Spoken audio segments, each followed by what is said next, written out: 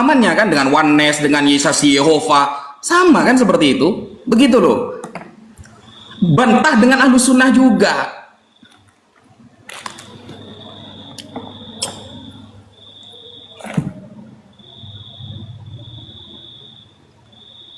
Oke, ini luar biasa ya, terkena jebakan juga. Saya kan sering tuh kalau diskusi sama Nandar, sama Ardiansyah, apalagi dia nggak berani loh.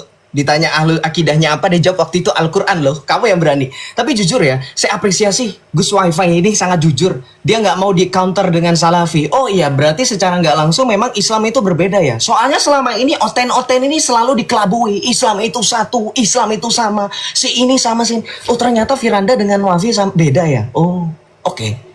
Saya jadi dapat. Jadi nanti kalau dikelabuin lagi, saya nanti tinggal diputer nih rekaman ini. Beda. Gitu. Oh ya, saya juga mau ketegasan dong, Wahdatul Wujud kan tadi saya tanya. Jelasin, bukan cuman ini Firanda ini kan bukan kami. Ya jelasin dong Wahdatul Wujud yang menurut kamu nggak sesat itu tentang apa? Saat tadi Firanda yang saya setel videonya itu menjelaskan tentang penyatuan antara Tuhan dengan makhluk. Itu apakah nggak sesat? Loh, sama aja dengan oten dong. Tuhannya jadi makhluk. Loh, kamu berarti mengakui itu. Ibnul Arabi. Gimana sih? Tapi ya udahlah, nggak apa-apa ya. Kita lanjut. Kita bahas kemudian kamu bilang mungkin Joseph mungkin. Kamu dengar nggak tadi saya bilang apa? Adanya ketidakjelasan dalam Islam dengan sifat yang dikatakan ada yang mungkin. Kamu bilang seperti itu. Kamu mengatakan bahwa di dalam Islam ketika Allah dipaksa datang ke dunia, terlihat ke dunia, itu adalah suatu yang melanggar sifatnya Allah. Ya kan? Loh, apa nggak blunder? Kalau kamu membatasi Allah kamu, mau kemana saja, justru itu juga membatasi Allah. Dengan adanya mungkin ini, adanya di tengah-tengah ini, saya tanya dulu deh, dari tadi nggak dijawab ketika Anda sok-sokan merendahkan saya secara tidak langsung dengan adanya pembahasan fi'il madhi, fi'il mudhari, ada ketawa-tawa. Tadi saya kan ngomong, saya tanya ya, ingat gak teman-teman, itu ada di abad berapa? Apakah ada di zaman Nabi, para sahabat berikhtilaf hanya masalah fi'il madhi, fi'il mudhari? Nggak ada. Itu ada di abad berapa, Gus? Baru ada. Coba dijelaskan dong di tahun keberapa itu ya. Di Islam itu setelah berapa khalifah atau pada saat Muhammad ada atau apa gitu. Saya kan nggak tahu. Katanya saya bukan Islam gitu. Harusnya dijelaskan. Bukan malah circular reasoning gitu ya. Kemudian kamu juga bisa, bilang bahwa di dalam Islam bahwa memahami tentang Allah itu sudah final. Enggak. Ini buktinya Salafi dengan Asy'ari berbeda. Ini sudah menjadi bukti. Loh, Anda kemudian sok-sokan bilang, oh saya juga bisa oneness dengan saksi Yehova. Hey, kamu bandingkan dengan ajaran yang baru ada di abad ke-19. Nggak nyambung, Islam. Gereja Katolik ada di abad pertama. Ajaran sesat itu baru muncul ada keberapa? Ya, saya berani bilang sesat. Jangan kamu mengimitasi gaya saya. Jangan. Kenapa? Karena baik Protestan, baik Ortodoks, kami sepakat oneness. Saksi Yehova itu bukan bagian dari kekristenan loh. What's your point? Jangan ketawa. Kenapa? Karena di dalam Alkitab pernyataan Yesus Kristus mewariskan kerajaannya, mewariskan kepemimpinan, ke pengajaran itu kepada para rasul, terutama Rasul Petrus, Matius 16-18. Itu otoritasnya. Di ayat 19 lebih-lebih Tuhan Yesus memberikan kunci kerajaan. Oke? Itu otoritas. Maka kemudian ketika berbicara mengenai otoritas para rasul, itu juga dalam 2 Tesalonika. Makanya inilah Tuhan Yesus tidak meninggalkan kita dengan kebimbangan seperti dalam Islam. Allahnya tidak memberikan pernyataan tegas. Bahkan ketika misal Allah berkata, pada hari ini telah kesempurnakan bagimu agamamu. Ternyata Nabi Muhammad malah memecah belah ajarannya dengan 73 golongan. Terbukti, jangan nanti denial, jangan nanti kemudian, oh Joseph hadisnya nggak begitu. Ntar begitu lagi pasti. Kamu harus baca hadisnya, harus tahu matannya, harus tahu perawinya. Gitu ya, Wafi ya? Kelamaan, jelasin dong. Nggak usah pakai penjelasan seperti itu. Ini dari bagaimana kamu menghadapi ketika saya setel videonya Firanda saja, itu sudah membuktikan Islam berbeda tok dengan 73 golongan itu. Betul tidak? Dengan adanya perbedaan antara pandangan Ibnu Arabi yang kamu bilang bahwa di ulama Ahlus Sunnah wal Jamaah Ibnu Arabi begini. Loh, berarti di dalam Islam terbagi-bagi itu penjelasannya. Ini baru Ibnu Arabi. Belum mengenai konsep ketauhidan, ketuhanan, balik lagi. Kamu harusnya mengaku loh, dari mana 20 sifat Allah yang Asy'ari itu ajarkan, ada di tahun berapa? Kenapa baru muncul di abad ke-9? Telat 2 tahun berarti, 2 abad, 3 abad. Apakah tidak ada sebelum-sebelumnya para tabi'ut tabi'in 20 sifat ini dijelaskan? Kenapa harus Asy'ari yang katanya bertobat, bertemu, bermimpi Rasulullah untuk mengikuti sunnahnya sampai tidak muncul selama 15 hari? Atau mungkin Asy'ari tidak mampu untuk menyatakan ketuhanan dengan tegas, makanya kemudian muncul lagi abad ke-10 yang kita sebut sebagai Ibnu Taimiyah. Suri tauladannya atau soko gurunya orang-orang Salafi yang tadi kamu sempat singgung, termasuk Firanda. Ketuhanan dengan tri tauhid, uluhiyah, rububiyah, asma wa sifat yang mana? Silahkan.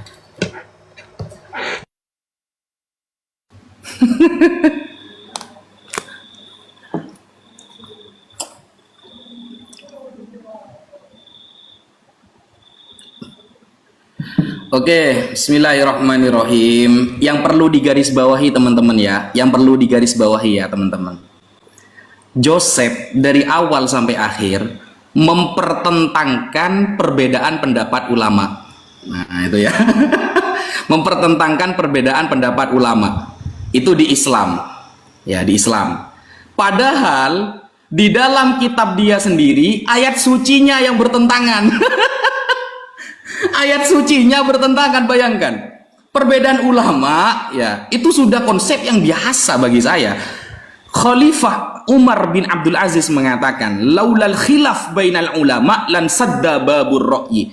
Andaikan tidak ada perbedaan antara ulama, kita akan kaku pemikirannya.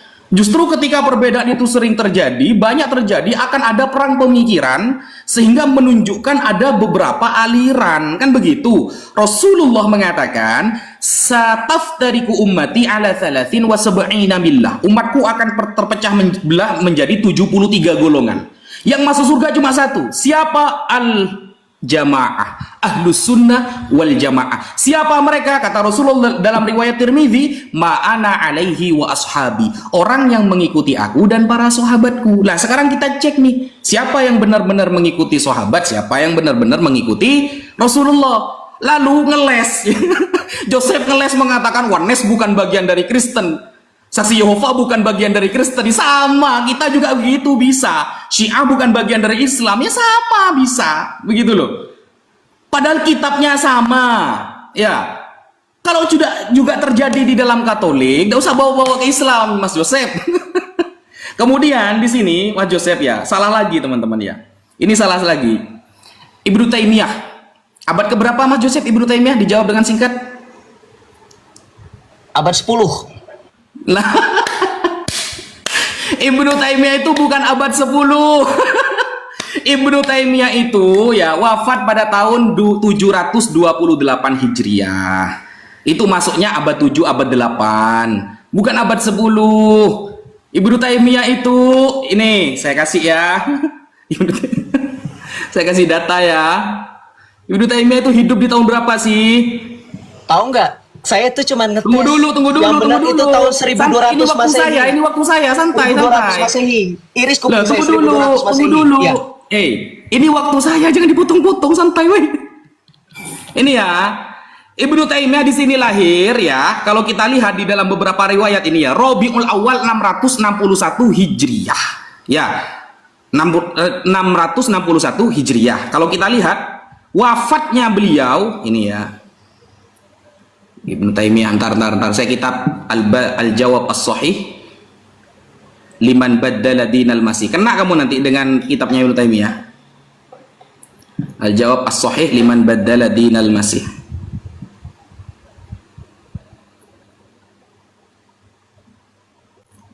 Oh, ini gambarnya kurang ya. Ini ya. Nih. Beliau wafat tahun berapa? Ibnu Taimiyah, Al-Jawab As-Sahih liman baddala dinal masih al-mutawaffa sanata 728 Hijriah ya. 728 Hijriah, masuknya abad ke-8. Kalau di Islam itu ngomongnya Hijriah. Jangan Masehi. Cengar-cengir ya. Kemudian ilmu nahwu katanya. Ilmu nahwu itu ada gitu. Nah, ilmu nahwu itu diprakarsai oleh yang bernama Abu Aswad Ad-Du'ali atas perintah Sayyidina Ali karramallahu wajhah. Begitu. Jadi sudah ada di zaman saat sahabat ada, atas perintah Sayyidina Ali karramallahu wajhah. Begitu loh. Loh, ketawa dia. Nah, itu yang pertama. Konsep ilmu nahwu itu diambil dari kesohihan lugot di dalam Al-Quran. Bayangkan. Jadi konteksnya tuh Al-Quran, bro. Kalau nahwu sorobnya kamu salah, ini Joseph gak bisa jawab. Kalam di awal, dia itu hanya gak bisa, hanya ketawa-ketawa, gak bisa menjelaskan data. Coba kita tanya, kanal kalimah Allah, apa? Ya, apa nama jumlahnya dan ta'alluqnya kemana? Kan gak dijawab dari awal kan? Gak dijawab, saudara. Lalu Yesus hadir secara visual, gak dijawab juga, gak terjawab. Lalu wahdatul wujud itu sama seperti ayat wa huwa ma'akum aina ma kuntum, dimanapun dia berada, bahkan lebih dekat dari urat nadi manusia. Itu loh maksudnya. Gimana sih? Katanya paham. Ya, yuk. Oke, gini ya. Saya tadi sengaja jebak 10 abad 10. Saya pengen tahu dia bener nggak gitu kan. Saya udah pede nih, pasti nggak benar. Ternyata benar. 700 Hijriah kamu bilang abad ke-8. Kamu bisa ngitung nggak sih? Abad 1 Hijriah itu berapa? 1 Hijriah itu 622, 621 Masehi. Tambahin 700 coba. Itu sudah abad 12, abad 13. Kamu bilang abad ke-8. Hah? Ngitung dari mana? Nggak percaya silahkan cross check lagi Google. Silahkan cross check Google. Data-data jurnal akademis, data-data para ulama yang meriwayatkan kapan Ibnu Taimiyah lahir. Kapan Ibnu Taimiyah lahir itu abad 12, abad 13. Abad 8. Abad 8. Hei, kebalik kan tadi saya sudah jelaskan. Nah inilah makanya jangan sombong. Ngakunya sudah baca kitab-kitab Asy'ari. Kamu nggak ngerti ya? Asy'ari ada lebih dahulu. Katanya tahu. Baru kemudian Ibnu Taimiyah. Ibnu Taimiyah mengcounter tauhidnya Asy'ari 20 sifat. Dengan tri tauhid yang dari tadi kamu nggak mampu jawab. Kenapa ada tri tauhid itu? Uluhiyah, rububiyah, asma wa sifat. Begitu, jangan kebalik-balik. Loh, gimana bisa? Ibnu Taimiyah wafat katanya di abad ke-7, lahir di abad ke-7, abad ke-8 Masehi. 700 Hijriah kok dibilang abad ke-8 Masehi, ini pembodohan loh. Gimana ini ulama? Ulama-ulama MUI ini. Gimana ini Kiai Imad? Halo? Hah? Diskusi sama orang yang tidak bisa menghitung Hijriah ke Masehi dengan yang sangat simpel. Aduh, luar biasa Islam. Good. Saya nggak merendahkan. Kemudian kamu bawa, kalau kami juga bisa, Syiah bukan Islam. Hei, Syiah bukan Islam. Maulidnya ngutip dari mana? Ingat loh, Kiai Haji Said Akil Sirot saja, mantan Rais AM PBNU saja, Asy'ari juga, jangan ketawa, dia Asy'ari juga. Orang dia Asy'ari juga, kok ketawa? Mengakui maulid dari Syiah. Loh, kalau kami orang Katolik nggak pernah nyomot-nyomot ada punya Ones. Justru ketika kamu bilang satu kitabnya sama, nah Ones itu ngambil kitabnya Katolik, begitu. Islam, diskusi suka kebalik-balik otaknya. Pantes, ya. Berbicara mengenai otoritas, tadi saya sudah kasih ayat ya. Matius 16 ayat 18. Tuhan Yesus memberikan otoritas kepada Rasul Petrus. Kemudian para rasul di situ mendengarkan Rasul Petrus seperti contoh. Saya kasih contoh pada saat konsili di Yerusalem. Baca itu Kisah Para Rasul 15 ayat 7. Ya, itu sidang para rasul di Yerusalem menyidangkan apa, Joseph? Menyidangkan masalah sunat, masalah hukum-hukum Musa. Baca itu pemberitahuan tuh, ya. Kemudian kamu bilang katanya bahwa di dalam Islam, Joseph hanya bahas perbedaan para ulama. Enggak, saya nggak mau ke situ, ribet pembahasan perbedaan ulama. Kalian adab-adab ikhtilaf itu periat, kalian aja nggak selesai-selesai. Bahkan kamu akui, kalau tidak ada ikhtilaf, kalau tidak ada perbedaan, kamu mengutip Khalifah Umar bin Abdul Aziz itu kan, betul kan? Kamu kutip kalau misalnya ini nggak ada katanya apa segala macam. Hei, perbedaan itu yang menyatakan itu adalah iblis. Karena justru Tuhan yang menghendaki persatuan. Saya kasih contoh ya, Yohanes 17 ayat 21. Ya Bapa, jadikanlah mereka satu, seperti aku di dalam engkau. Ut omnes unum sin. Kalau kekristenan tidak pernah kemudian memaksa atau bahkan menyuruh orang supaya terpecah-pecah. Hanya Islam saya bingung. Loh, semboyan kita itu satu. Bukan malah sengaja yang bersatu dipecah-pecah, tidak. Itu Islam, saya bingung kenapa Islam tidak mau bersatu, itulah alasannya. Ya, kalau dalam kekristenan, khususnya Katolik, kalau kamu bahas, nanti kita akan bahas John Declaration, tapi balik lagi, ini konsep ketuhanan. Ketika kamu membahas tentang sifat-sifat mustahil bagi Allah, tadi saya sudah tanya. Ada tahun berapa sifat mustahil bagi Allah? Kenapa baru ada pada saat Asy'ari yang kemudian sebagai pendiri mazhabmu itu baru ada? Kenapa nggak Allahmu sendiri nyatakan? Atau ketika kamu nanti jawab pertanyaan saya ini, kenapa ketika Allahmu memang sudah nyatakan di dalam Al-Quran, dia sudah firmankan sifat-sifatnya yang kemudian ditegaskan kembali oleh Asy'ari, katakan skenarionya seperti itu. Kenapa ada orang-orang yang mentakwil, yang menolak dengan alasan berbagai macam, dengan pendapat yang berbeda-beda? Kenapa? Itu yang tidak ada di dalam Islam penjelasannya. Karena memang apa? Ikhtilaf, perbedaan dalam Islam, Gus Wafi sendiri akui, itu adalah rahmat, itu adalah tanda berpikir. Betul, itu tanda berpikir, tetapi tidak terpecah juga lah. Ya, berbeda pendapat itu sah, tapi tidak pecah.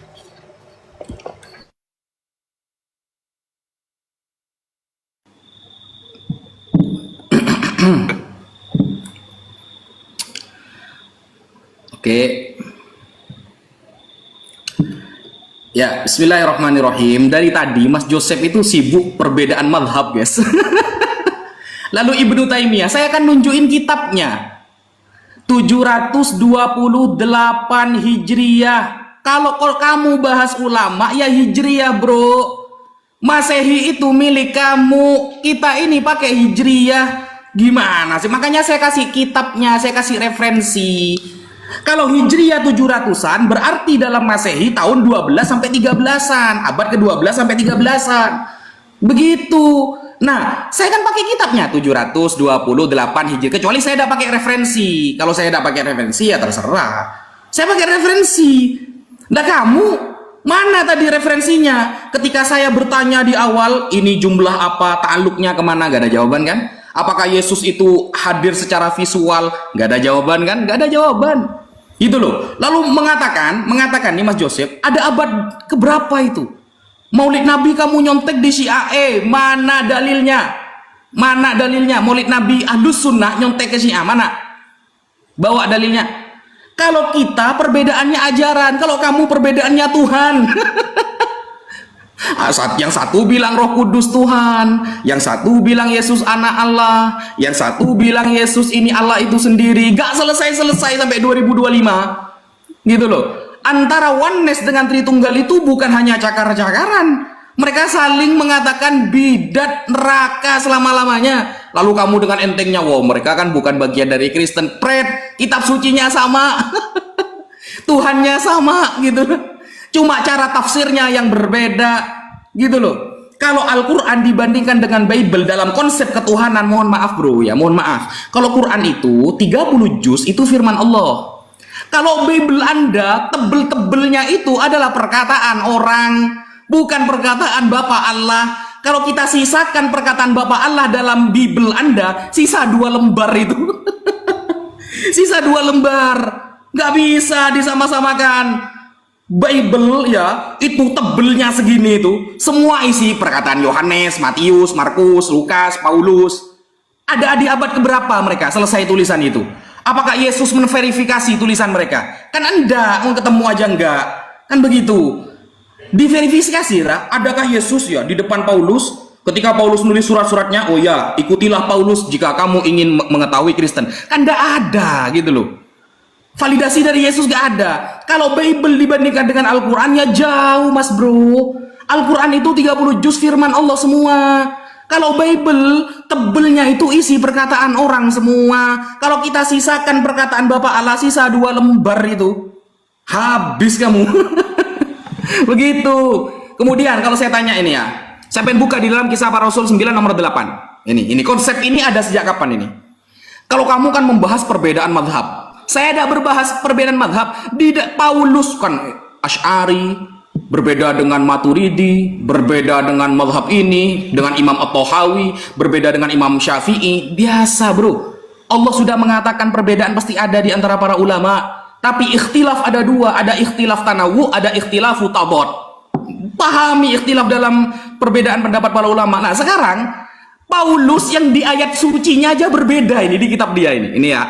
Kisah Para Rasul 9 nomor 8. Saulus bangun dan berdiri. lalu membuka matanya, tetapi ia tidak dapat melihat apa-apa. Ia tidak dapat melihat apa-apa. Tapi di dalam Kisah Para Rasul 26 nomor 16, tetapi sekarang bangunlah dan berdirilah, aku menampakkan diri kepadamu untuk menetapkan engkau menjadi pelayan dan saksi. Wah, seolah-olah melihat nih, tapi tadi katanya nggak melihat. Kalau kita lihat KPR 9 nomor 8, diceritakan bahwa Paulus setelah bangun buta dan tidak dapat melihat apa-apa. Sedang dalam KPR 26:16 diceritakan setelah Yesus bangun dia melihat Yesus. Nah, ini mana yang harus dipercaya? Melihat apa enggak gitu loh. Ini ayat sucinya Paulus dengan Paulus sendiri aja berbeda. Kalau kita kan Imam Syafi'i berbeda pendapat dengan Imam Malik. Memang validasinya ada. Bahwa perbedaan pendapat ulama itu sudah tahu, Allah sudah tahu, Nabi Muhammad sudah tahu. Nah ini Paulus sama Paulus sendiri berbeda pendapat. Satu bilang melihat, satu bilang nggak menyaksikan. Gimana sih? Ya beda lah. Kalau kita bandingkan Al-Quran dengan kitab suci Anda, jauh mas bro, jauh banget. Kemudian kalau sampean bawa-bawa apa namanya itu ya, tentang maulid, ya, tentang konsep ketuhanan nanti ya. Oh, kita bahas di sesi berikutnya teman-teman ya. Oke.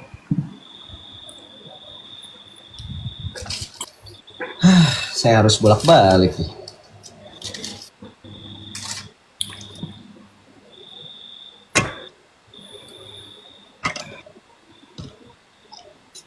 Oke, kita tandain dulu ya, biar nggak kemana-mana. Oke, saya biar fresh. Kita bilang dia tadi nanya pertanyaan pertama, saya urutan. Di mana dalilnya nih ulamamu sendiri? Tadi kan susu bilang, kayak Haji Said Akil Siroj kok nggak diakui juga. Sama-sama Asy'ari, sama-sama itu mu kiaimu nggak diakui gurunya. Oh astagfirullahaladzim, ini direkam nih Gus ini nih.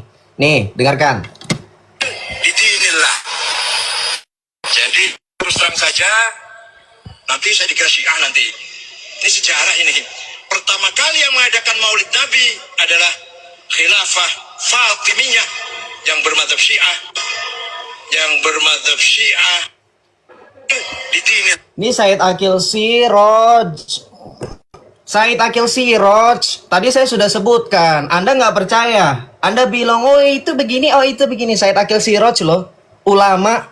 Bukan Nandar, bukan Zuma, bukan Rifa, bukan Kores. Said Akil Siroj. Syiah, atau kalau Anda mau tampilkan datanya, tampilkan. Dari mana maulid itu? Sejarahnya. Paling tua disebutkan tahunnya, jangan salah nanti. Jangan blunder bilang abad ke-8 Masehi. Tiba-tiba pas udah saya kasih tahu yang benar, tiba-tiba saya kan bilang dari Sigi Hijriyah. Saya nggak bilang dari Masehi. Orang tadi bilangnya Masehi abad ke-8. Emang takiyah, emang bohong. Untung live, bisa disetel ulang. Abad ke-7 Hijriyah itu bukan abad ke-8 Masehi. Tadi Anda bilang abad 8 Masehi, makanya Anda ketawain saya ketika saya bilang abad 10 wifi. Ya, abad 12, abad 13. Kena jebakan kan? Dengerin, kamu tadi kutip juga Kisah Para Rasul 9 ayat 26. Kisah Para Rasul 26 dulu. Nih. Inilah cara baca Islam kan, kelamaan baca cacing. Baca ini. Ya, kita baca Kisah Para Rasul 9 dulu. Baru Kisah Para Rasul 26. Saya tandain dulu biar gampang bolak-baliknya. Nih, kamu bilang kontradiksi katanya perkataan Paulus. Baca ini. Kisah Para Rasul 9, ini ayat 8. Ini setelah Paulus mendapatkan penglihatan Yesus. Tiba-tiba ia menjadi buta. Bukan berarti dia nggak konsisten baca dulu, makanya. Ini namanya perikop, Gus. Nggak kayak antum punya Al-Quran nggak ada perikop. Ayat satu dengan ayat lainnya boro-boro nyambung, enggak. Makanya tadi di awal antum ingat gak? Saya kutip surah Al-Baqarah ayat 210, surah Al-Fajr ayat 21 sampai 22. Antum gak bahas, lompat ke sana ke sini. Bahas segala mas fi'il mudhari, fi'il madi yang dari tadi saya tanya nggak dijawab juga tuh. Ada di tahun berapa? Ada nggak bukti zamannya Nabi sudah ada fi'il madi, fi'il mudhari, ada isim fa'il, isim maf'ul dan seterusnya? Ada nggak? Jawab dong jujur, dari tadi nggak dijawab-jawab. Saya terus yang dipepet untuk jawab. Saya udah jawab-jawab. Cuman kan entum red hearing, circular reasoning, nggak mau denger. Nih, ini membahas tentang setelah Yesus menampakkan diri ke Paulus. Nih, Saulus bangkit berdiri lalu membuka matanya tetapi ia tidak dapat melihat apa-apa. Mereka harus menuntun dia masuk ke Damsyik. Ini tentang pertobatan pertama kalinya pada saat hari terjadinya.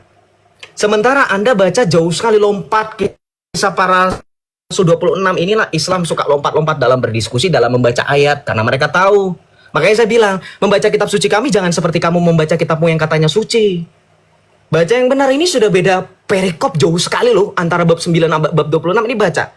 Perikopnya saja pembelaan Paulus di hadapan Agripa, baca.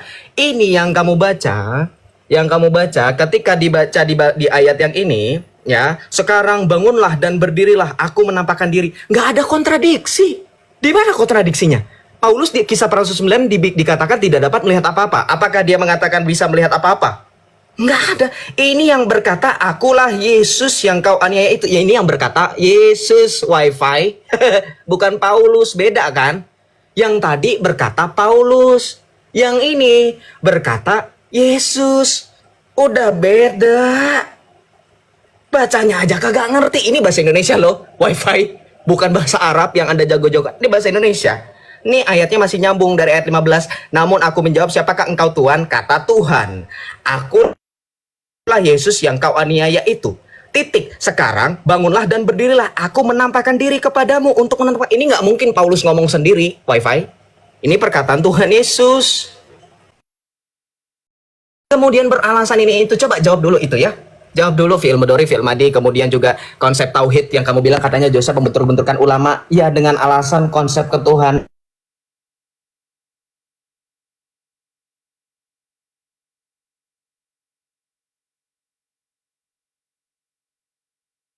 Terus umat ikuti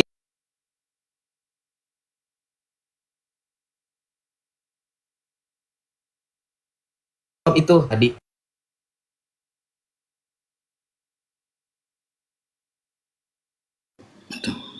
Aduh, macet. Mulai macet.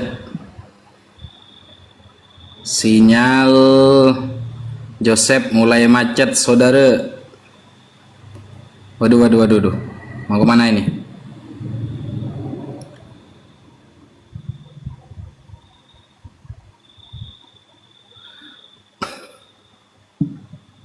Gimana ini? Kok macet dia ini? Ini.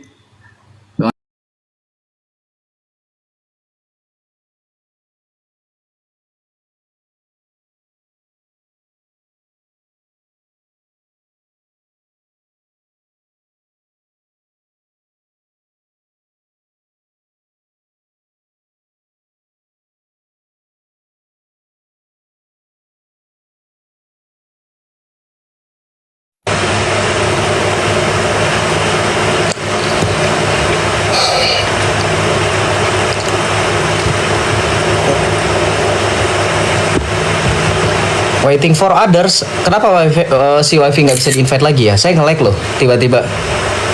Nah. Nggak lari. Ini masih disambung, nggak lari wifi-nya. Ya. Kita klik ya. Ya, ini gimana sih Mas Joseph itu kalau bertanya ke saya, ternyata langsung Allah tampakkan kelemahan dia, guys. Tadi kan Mas Joseph bertanya ilmu nahwu itu pertama kali kapan. Saya kan sudah jawab tuh, di zaman Abu Aswad Ad-Du'ali, atas diprakarsai oleh Sayyidina Ali. Kan sudah saya jawab. Nah, kemudian ada di tahun keberapa katanya dia mewajibkan sesuatu yang nggak wajib di agama Islam gitu loh. Kalau saya membahas ilmu nahwu berarti harus ada di zaman Nabi. Kalau bahas ilmu tasawuf harus ada di zaman Nabi. Itu siapa yang mensyaratkan seperti itu? Kok kamu bikin-bikin syarat sendiri di dalam Islam sih gitu loh. Ini yang Islam saya apa kamu sebenarnya? Sedangkan kamu tadi menggunakan perikop. Sejak kapan ada perikop Bible itu? Di Vatikanus Sinaiticus ada nggak perikop? Nggak ada. Aduh, Joseph. Perikop itu baru ada kapan, Sep? Sedangkan kamu jangan tadi ya, untung ini di live-in ya, untung ini di live-in, jadi bisa di-record gitu loh. Untung ini di live-in, jadi bisa di-record. Tadi Joseph menuntut ilmu nahwu harus ada di zaman Nabi. Syarat yang nggak disyaratkan di dalam Islam gitu loh. Apa kau buat syarat kayak gini? Kemudian tadi ketika saya bertanya tentang KPR, kisah para rasul, dia mengatakan kalau kitab kita ada perikopnya. Sejak kapan ada perikop? Kodeks Vatikanus, Sinaiticus itu gak ada perikop itu abad ketiga keempat itu, gak ada itu. Baru kapan itu perikop itu? Sama-sama itu loh, gak ada, lebih jauh itu. Perikop itu ada jauh ratusan tahun setelah Yesus diangkat itu. Kamu mensyaratkan sesuatu, ayo, mana perkataan Yesus mengatakan kalau baca Bible harus ada perikopnya? Ada nggak perintah Yesus kalau baca Bible harus pakai perikop? Lalu tadi, kenapa sih kok selalu membantah dengan video gitu loh?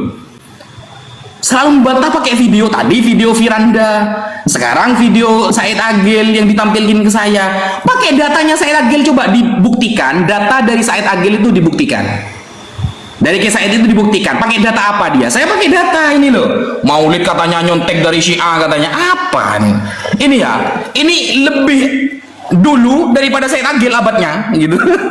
Al-i'lam bi fatawa a'immatil Islam haula maulidihi alaihi salatu wassalam. Ini ahli hadis yang ngarang ini.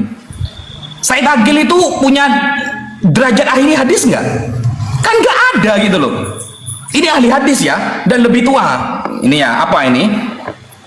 Inna awalal muhtafilina bil maulidi huwa sahibul maulid huwa nabiyyu sallallahu alaihi wasallam. Orang pertama kali yang menggelar maulid Nabi adalah dia, sang Nabi sendiri. Kama jaa fil hadis sahih, sebagaimana di dalam hadis sahih alladzi rawahul Muslim, yang diriwayatkan oleh Imam Muslim. Lamma su'ila an siyami yaumil itsnain, ketika beliau ditanyakan tentang puasa Senin, qala sallallahu alaihi wasallam dzaka yaumun wulidtu fi, itu adalah hari di mana aku dilahirkan. Fahadha, maka hadis ini asahhu, paling sahih, wa asrahu, paling jelas, nassin, dijadikan sebagai nas fi masyru'iyatil ihtifal bil maulidin nabawi, yang dijadikan dalil sebagai pertama kali melakukan maulid Nabi. Sedangkan perkataan Said Agil itu bagaimana? Wala yultafatu liqaulihi man qala, maka tidak bisa kita diarahkan kepada orang yang berkata inna awwala man ihtafala bihil fatimiyun, orang yang berkata yang pertama kali menggelar maulid adalah Syiah Fatimiyah di Mesir.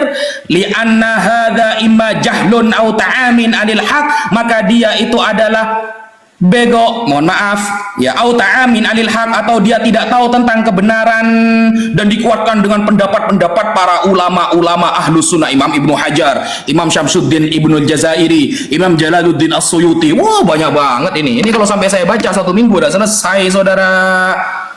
Sampean salah orang kalau pakai video-video kayak gitu loh. Sejak kapan perikop itu ada? Ada nggak perintah Yesus baca Bible harus pakai perikop? Ayo.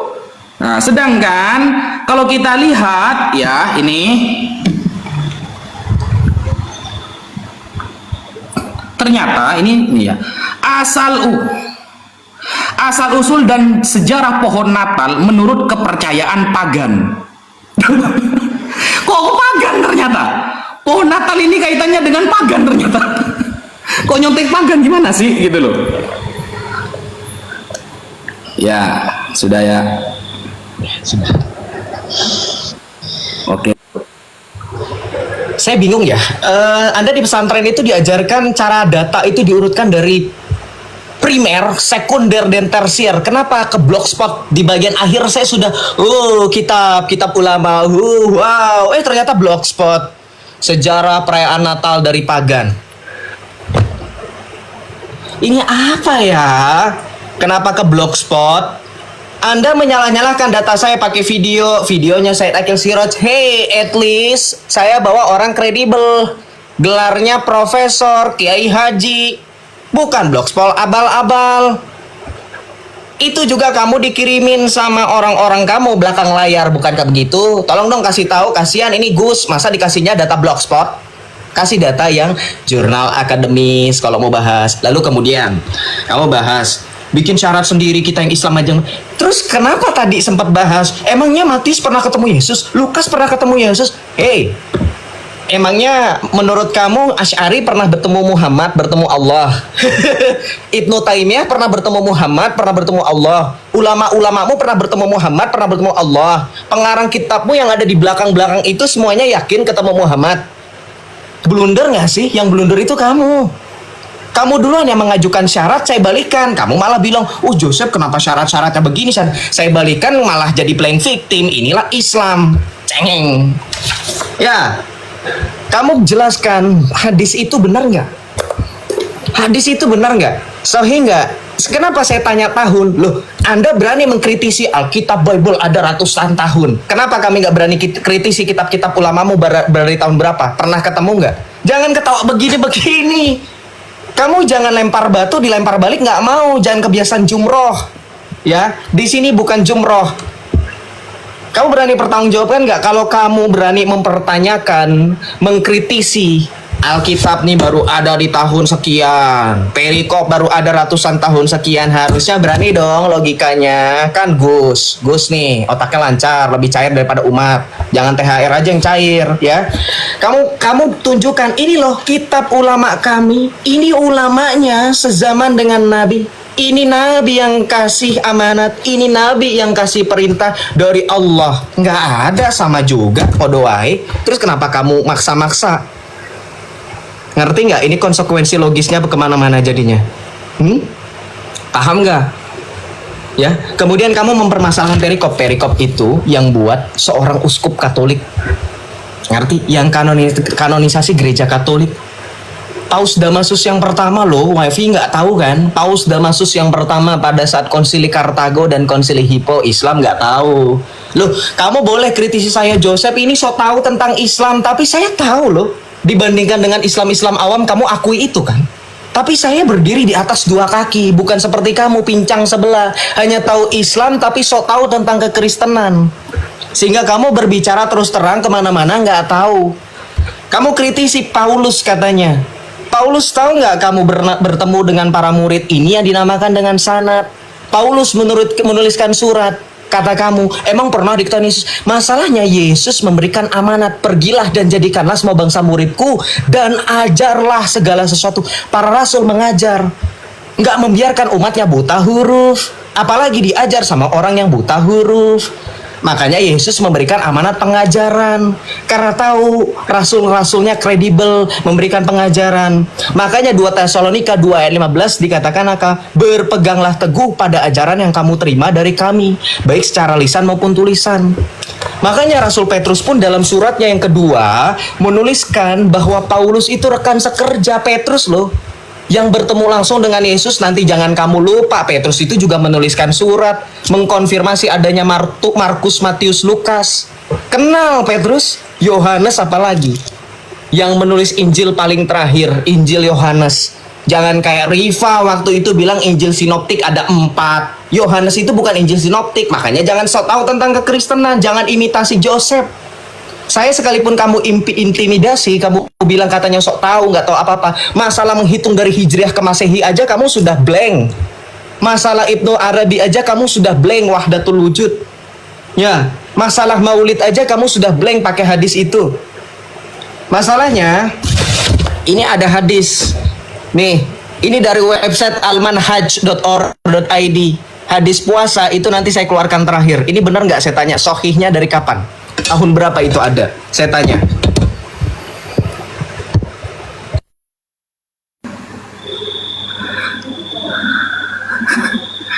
Oke. Kita terusan ini sampai jam berapa? Sampai berapa ronde? Terserah sampean. Gimana? 2 ronde lagi atau berapa ronde lagi? Terserah. Ya gak apa-apa, terserah. Saya ngikuti aja. Saya sampai jam 1 pun oke kalau saya. Oh, nggak berpuasa, nggak tidur, nggak sholat tahajud Nah, 3 malam. kalau saya sholat tahajudnya itu setengah jam sebelum subuh. Oh, oke.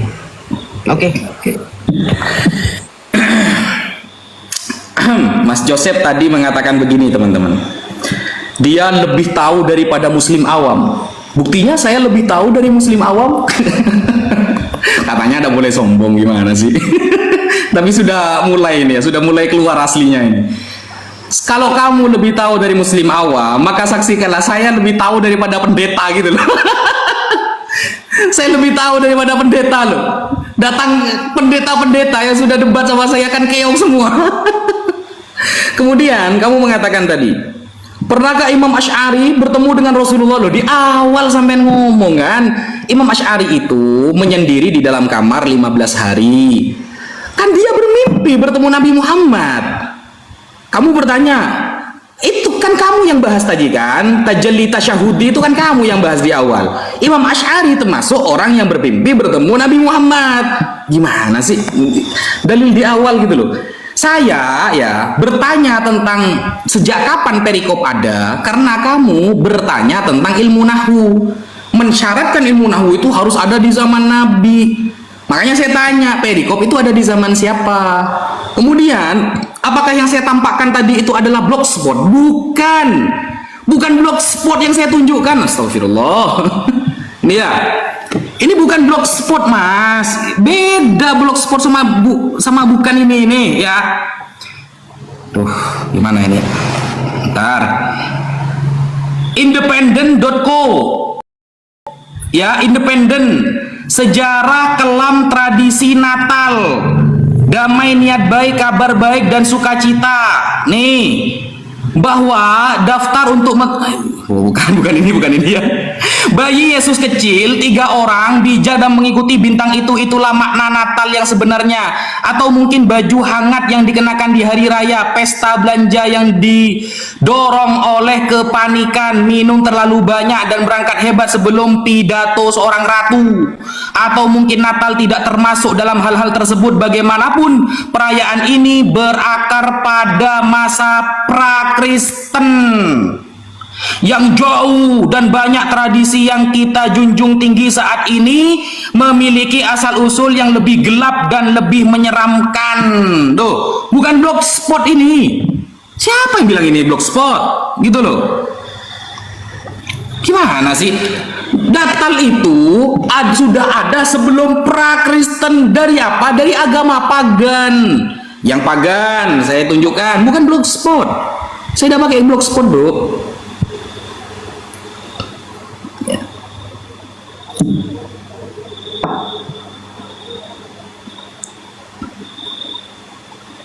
Ya.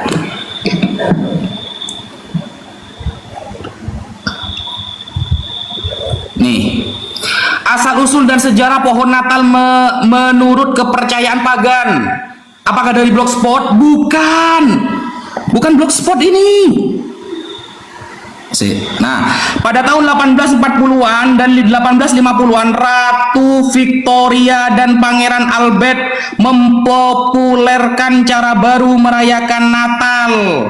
Bagi banyak orang tidak berpikiran untuk merayakan Natal tanpa pohon cemara hijau yang indah di ruang tamu yang dihiasi ornamen berkilau yang kadonya sampai dibungkus seperti kebanyakan tradisi Natal. Termasuk perayaan Natal itu sendiri, asal-usul pohon Natal dapat ditelusuri di tradisi pagan.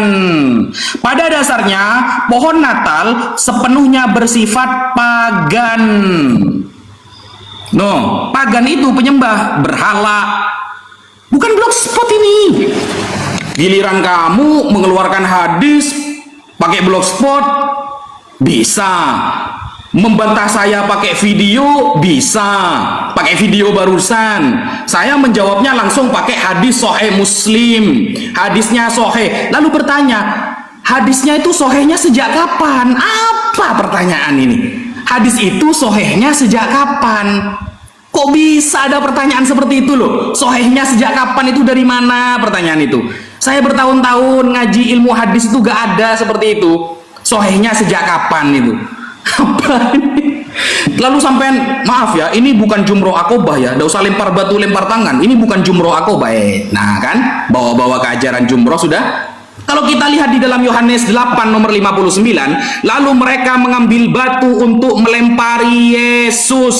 Tetapi Yesus menghilang. Nah, ini jumroh namanya. Orang Yahudi melempari Yesus. Jumrah Yesusah itu.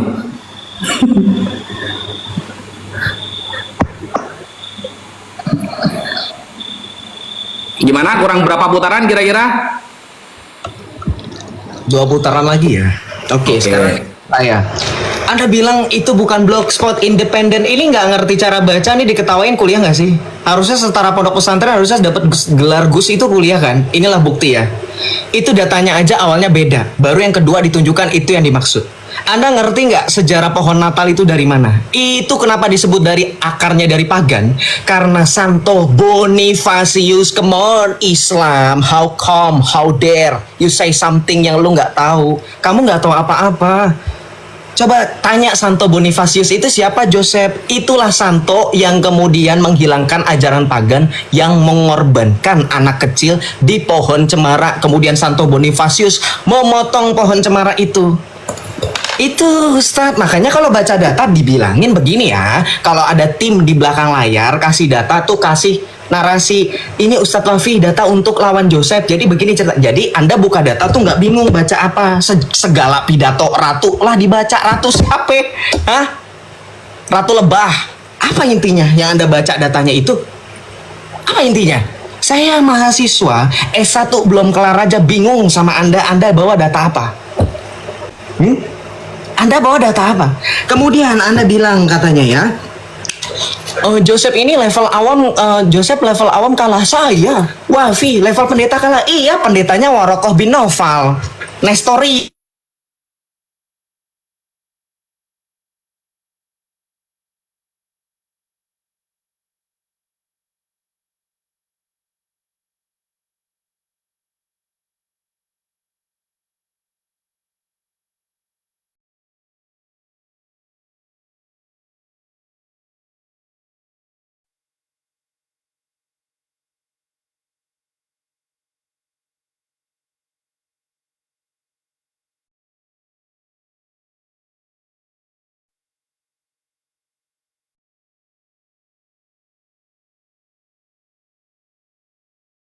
Coba. Ayo. Oke. Sebentar. Sebentar, saya beralih data dulu.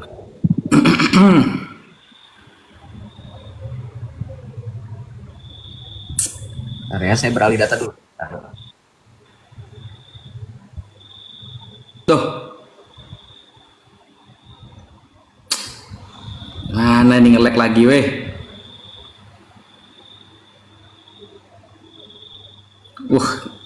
Kena azab bener ini.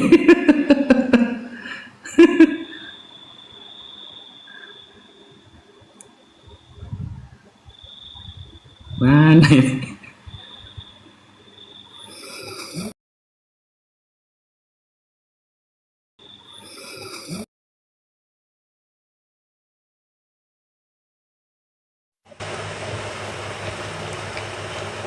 Saya sudah benar-benar tidak mengerti kenapa ini TikTok saya ya.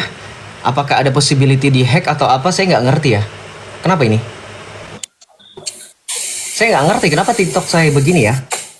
Ada restriction, ada ini. Tapi nggak apa-apa, benar-benar 2 ronde terakhir. Ayo dong teman-teman, jangan di. Ya. Oke, saya lanjut ya. Dari ulang lagi. Ketika membahas tentang data, harusnya Anda klasifikasikan mana primer, mana tersier, mana sekunder, mana tersier. Jadi berbicara mengenai data bukan asal itu independen, itu berita dan itu tidak capable, kredibel.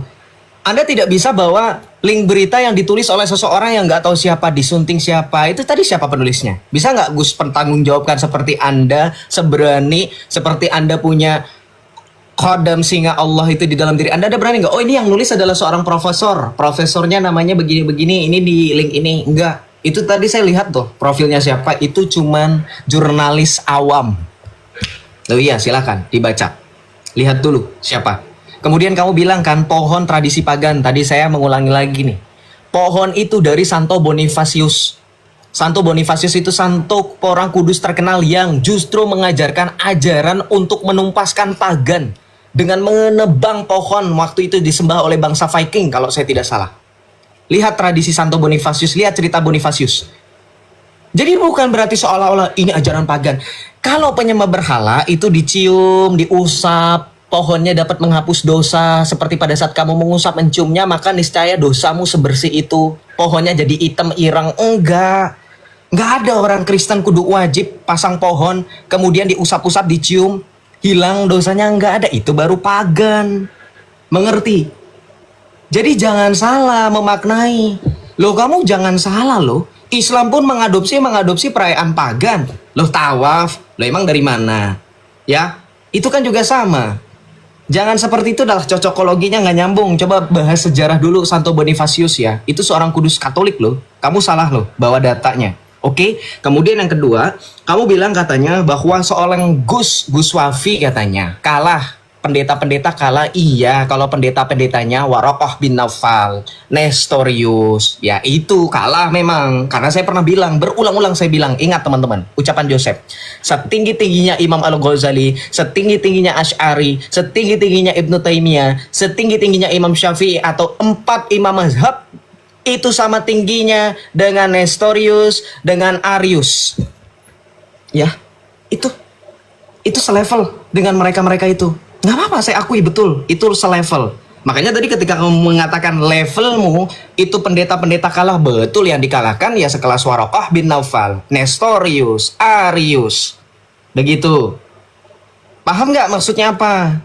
Jangan bangga, harusnya mikir, refleksi, renungan. Oke? Kemudian yang kedua, kamu sempat bilang, yang ketiga, kamu bilang katanya, Asy'ari sudah bertemu dengan Muhammad. Kan tadi kamu sudah bilang Joseph di awal, iya itu jebakan saya. Jadi kamu akui itu di mimpi. Iya betul di mimpi. Saya tanya, siapa yang melihat dan menyaksikan mengklarifikasi mimpinya Asy'ari bahwa memang betul? Loh, kamu jangan kemudian mengkritik Paulus aja. Kok Paulus melihat Yesus, katanya melihat, ini udah saya jawab ya. Tadi kamu nggak berani bantah lagi. Kamu malah lari ke perikop. Ya nggak? Teman-teman lihat kan? Dia lari lagi ke perikop, lari lagi ke sini. Coba kamu jawab, Asy'ari bermimpi ketemu Muhammad itu dari mana? Terus mimpinya valid nggak? Ketemu mimpinya gimana sih? Coba ya dijelaskan ya, tolong jelaskan. Oke? Kemudian yang terakhir, wifi. Itu ketuhanan. Balik lagi ketuhanan. 20 sifat Allah dengan uluhiyah, rububiyah, asma wa sifat mana? Jawab dulu, saya biar tahu. Kemudian berbicara mengenai Natal, beneran mau ke situ? Itu perbedaan beda, nanti kita bahas lagi dengan kekhususan juga Maulid. Nanti kita tanya, Maulid itu merayakan 12 Rabiul Awal itu dari mana? Belum nanti kalau kita bahas Mahalul Qiyam, itu dalil dari mana? Betul nggak, Gus Wifi? Mahalul Qiyam itu dari mana? Kenapa merasakan hadiratnya Rasulullah sehingga kalian hadir? Sehingga kalian berdiri, ya kan? Itu dari mana dalilnya lagi? Loh nanti nyalah nyambung ke Matius 19 ayat 12 yang ada sama-samakan dengan ayat Al-Quran katanya. Allah hadir tapi bukan visual. Nah ini tadi, counter saya adalah ketika Anda bilang bahwa Allah harus hadir secara visual, transubstansiasi Yesus itu adalah justru yang lebih kuat daripada visualisasi Yesus. Karena Yesus sendiri sudah kasih jawaban loh di dalam Yohanes 20 ayat 29. Ketika Rasul Thomas mengatakan, ya Tuhanku dan Allahku, Yesus menjawab di dalam Yohanes 20 ayat 29, karena kamu telah melihat, maka kamu percaya. Berbahagialah mereka yang tidak melihat, namun percaya. Yesus bilang, berbahagialah mereka yang tidak melihat, namun percaya. Percaya pada apa? Salah satu mujizat Ekaristi adalah transubstansiasi. Coba cari tahu dulu itu apa, kalau Anda mau kritik Ekaristi. Oke?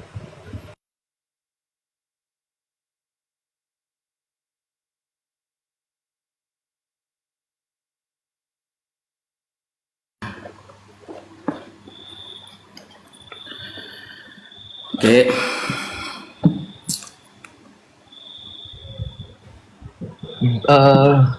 Saya nggak enak nih kalau dipaksain, nanti takutnya jaringannya ini. Berarti 2 ronde, berarti sepakat atau mau berlebih? Iya, gak apa-apa. Aman. 2 ronde. Aman. Berarti 2 ronde dari sekarang atau gimana? Iya, gak apa-apa, terserah. Kalau saya ngikut aja.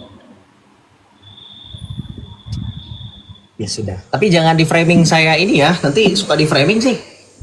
Saya itu selama diskusi sama Edis pernah saya framing dia kabur. Paling penonton yang bilang. Iya itu.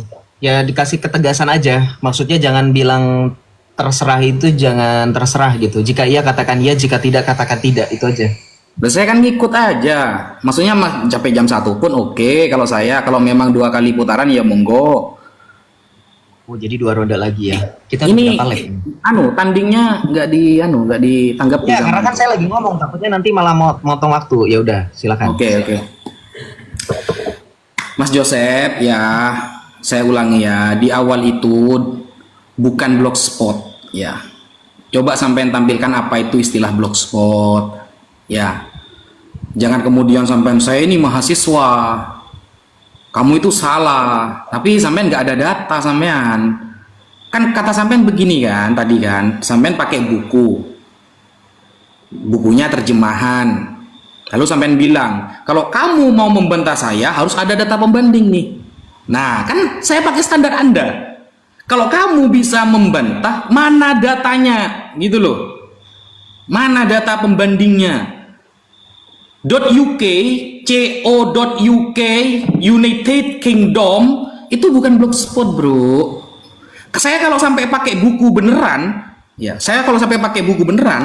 sampai kira saya dibantu orang begitu. Ini saya benar-benar punya buku-buku antum gitu loh. Saya mengkritiki Yesus dan ajarannya itu, saya punya bukunya. Ini ya, kira saya dibantu orang gitu. Nih, saya kalau sampai pakai buku beneran, bener-bener dari kekristenan Anda, dari para pemikir Anda ini ya. Nih, kita mulai dari sini ya. David Staurus adalah salah satu teolog Kristen dan tokoh penting dalam periode ini yang mempengaruhi pandangan tentang historis Yesus.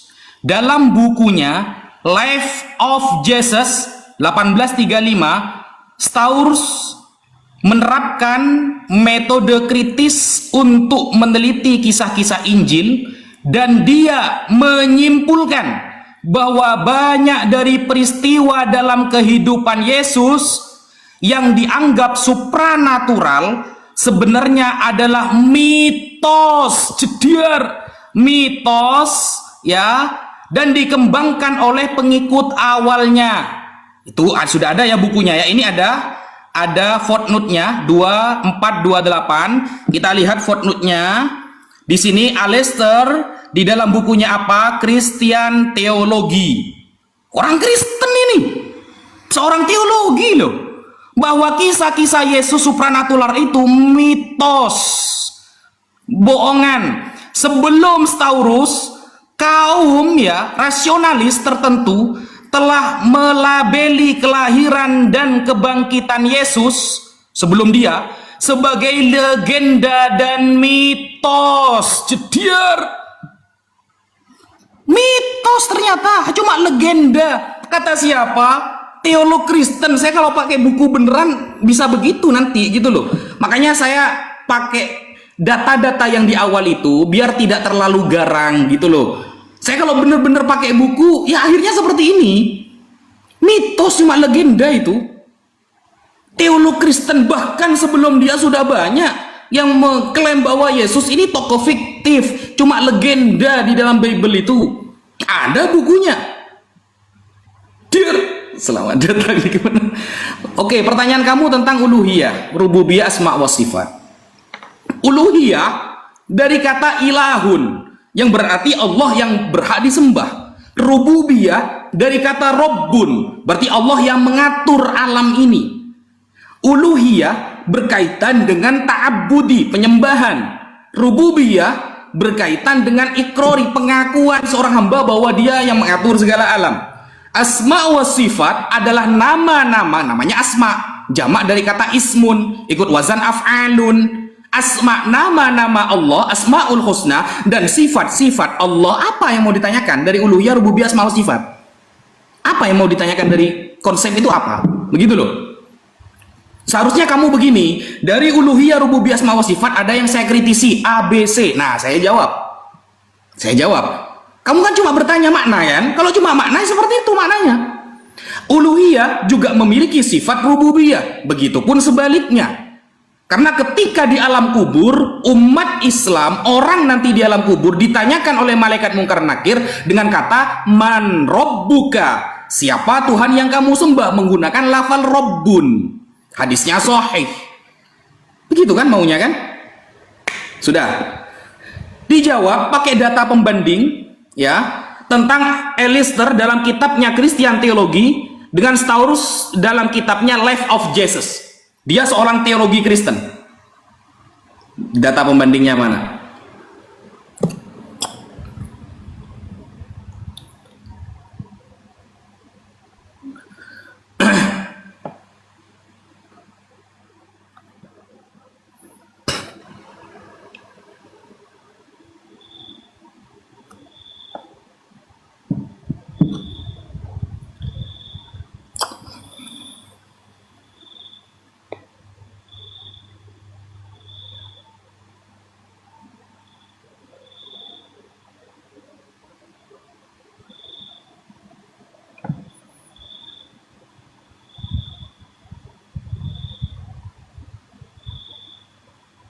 Sorry, saya masih unmute ya. Coba di mute dulu, itu ada suara ini jangkrik berisik ya, berisik. Jangan kebiasaan jedar-jeder, nanti kita semua di sini berserakan. Jangan biasa gitu praktek lapangan dong di media sosial, jangan jedar-jeder juga, bahaya. Pantesan aja dari tadi saya mental. Oke? Biasa aja, jangan jedar-jeder. Lupa kasih keyword apa kabar. Oke, sekarang kamu bilang David Strauss jeder. Hei, jangan dijederin, itu udah jadi kerangka. Ya, jangan dijeder-jederin, jangan kebiasaan nih. Kamu bisa baca ya. Ini data real. Kamu bilang UK United Kingdom. Nih, Britannica. David Strauss. Kalau dulu tahu nggak dibilang apa sama orang-orang yang mereka benar-benar serkan dia satu alumnus dan segala macam. Dibilang apa katanya? Criticize for an inadequate. Artinya apa? Nggak capable. Ngerti? Inadequate ini artinya apa? Nggak capable. Nggak becus dalam apa? Pemahamannya mengenai biblical. Lo pakai inilah Islam. Ya, orang sesat sama mereka dipungut. Itu Islam, memang betul. Itu untuk menjujurkan mereka. Aduh, kalimat apa menjujurkan ya? Itu untuk menegaskan bahwa mereka jujur. Memang ajaran mereka nggak jauh-jauh dari kesesatan. Makanya pemahaman orang sesat dikutip, baca.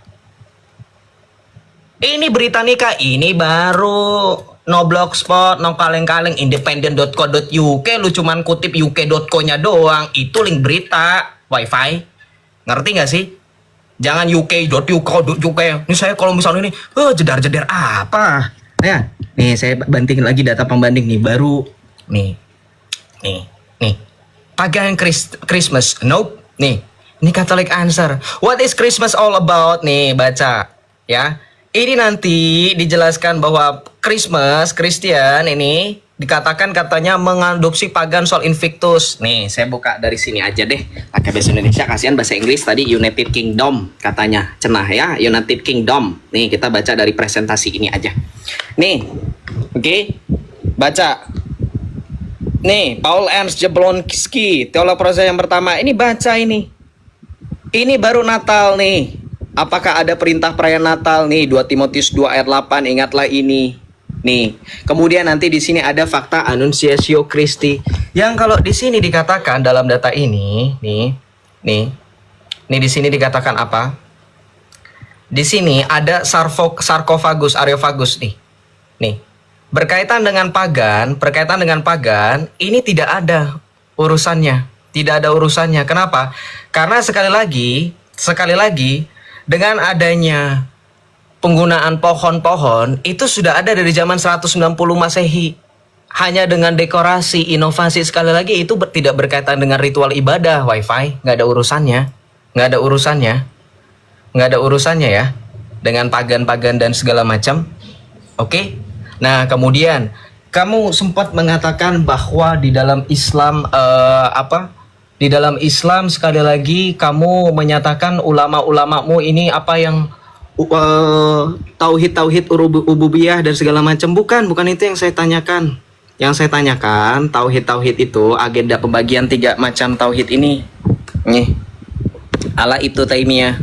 Nih, saya mau bertanya di sini kenapa dikatakan bahwa menurut Ibnu Taimiyah mengklaim bahwa kamu menjelaskan uluhiyah rububiyah seolah-olah kamu mengimani itu, yakin? Menurut orang yang mencetus itu kamu itu tidak mengimani? Nih, tidak mengimani? Masih belum bertauhid, kamu dibilang belum bertauhid? Ini maksud saya, kenapa dibedakan? Ini loh NU online, ini baru nih datanya terverifikasi oleh Dewan Pers. Ini data kamu sendiri kan? Ya, coba jelasin kenapa dibagi dengan uluhiyah rububiyah asma wa sifat. Ini baru datanya. Ya. Oke, nah kemudian kamu bilang apa? Ketika berbicara mengenai agenda tadi, kamu harus baca di sini, ya. Tapi ada agenda melempar klaim dan tuduhan pada orang-orang yang dianggap berlawanan dengan Ibnu Taimiyah dan para pengikutnya. Nih, ya. Ini kenapa terjadi kalian menyembah satu Allah? Kenapa beda-beda tauhidnya? Dijelaskan, jujur, oke?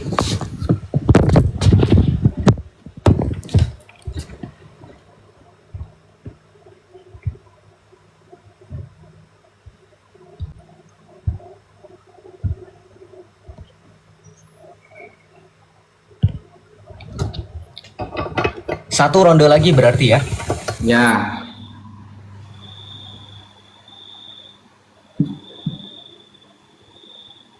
Ini ronde terakhir berarti. Oke. Bismillahirrahmanirrahim. Ini ya. Inilah susahnya ngobrol sama Joseph, teman-teman. Giliran saya pakai United Kingdom, ditanyakan tadi, siapa penulisnya itu website itu? Begini-begini. Giliran dia boleh pakai NU online. Coba saya tanya, yang nulis siapa? Muhaddis bukan? Ahli hadis bukan yang nulis? Kan ruwet ngomong sama Joseph ini. Giliran saya pakai website dari kekristenan tadi ya, tadi ketika saya membahas Taurus ya, di dalam kitabnya di dalam bukunya Life of Jesus, wah dia itu bukan orang yang kredibel. Dijawab pakai website sama dia. Setaurus itu dijawab pakai website yang nggak ketemu siapa penulisnya. Bayangkan. Oh kan ini orangnya nggak kredibel Taurus ini. Tapi dijawab pakai website yang sama-sama nggak ketemu sama penulisnya. Ah, gimana sih gitu? Aduh.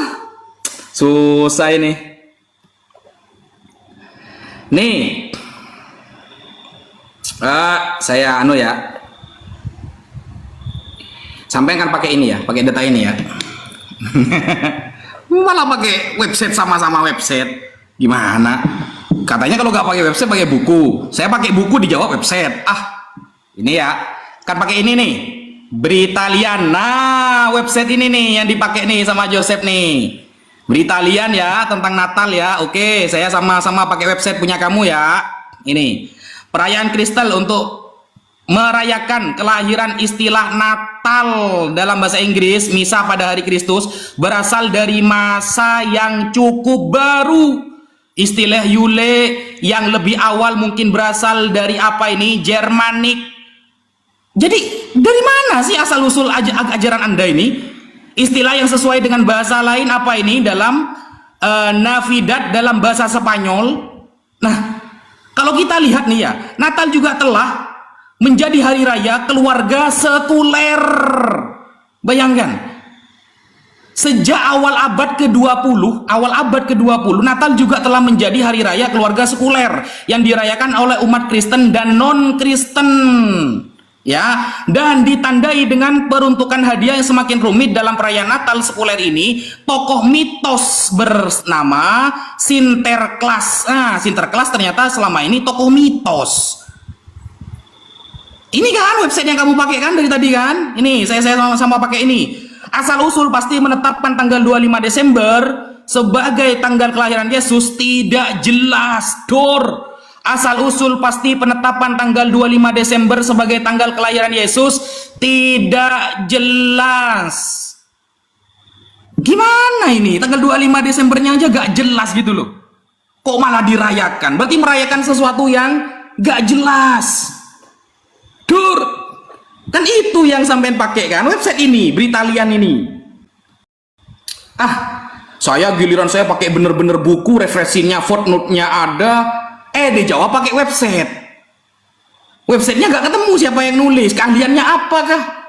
Gimana ini? Duh, ini kok muter-muter ini. Lalu tadi di awal ya, kamu kan mengatakan tuh bahwa ada sakramen kehadiran Yesus. Tapi tadi dia sempat menggunakan ayat Yohanes 20 nomor 29. Berbahagialah mereka yang tidak melihat namun percaya loh. Yesus saja memberikan tingkatan keimanan tertinggi ketika gak melihat lalu percaya. Malah di sakramennya Yesus hadir, kan bertolak belakang. Gimana sih? Kok dagelan begini gitu loh. Nah, sehingga kalau Anda mau bertanya misalnya tentang konsep uluhiyah, rububiyah, asma wa sifat, ya. Konsep yang kemudian diagungkan oleh Ibnu Taimiyah. Loh, katanya Ibnu Taimiyah ini ditolak. Bro, Ibnu Taimiyah ditolak itu dalam 60 bab. Selain 60 bab diterima oleh para ulama. Ingat, Ibnu Taimiyah situna mas'alatan, 60 bab yang ditolak oleh para ulama ketika menentang Al-Quran dan akidah hadis dari umat Islam. Selain itu diterima oleh para ulama. Makanya dia punya kitab Fatawa Ibnu Taimiyah. Gak semua kita tolak. Coba tunjukkan kitab aslinya Ibnu Taimiyah. Sodorkan kepada saya. Mana tentang paham uluhiyah rububiyahnya Ibnu Taimiyah. Jangan website NU online. Kamu ngelarang saya pakai website. Gimana sih?